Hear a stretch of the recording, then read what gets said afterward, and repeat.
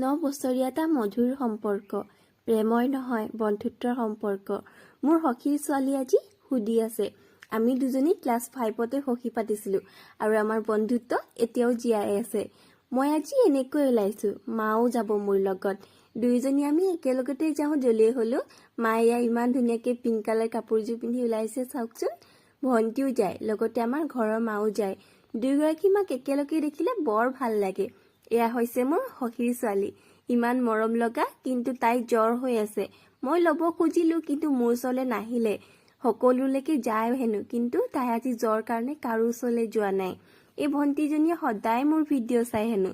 আমি ভাত খাই থাকোঁতে তাই যে কামত ইমান হেল্প কৰি দিছিল, কামত বহুত পাকৈত। আমি এতিয়া ইয়াতে তামোল চুবাই চুবাই আটাইকেইজনী বহি আছোঁ। আগতে মই তামোল নাখাওঁ, আজি কিন্তু খাইছোঁ। মৰমৰ বান্ধৱীৰ সৈতে কেইকপিমান ফটো স্মৃতি হিচাপে ৰাখি থলোঁ। পুনৰ আপোনালোকক নেক্সট ভিডিঅ'ত লগ পাম।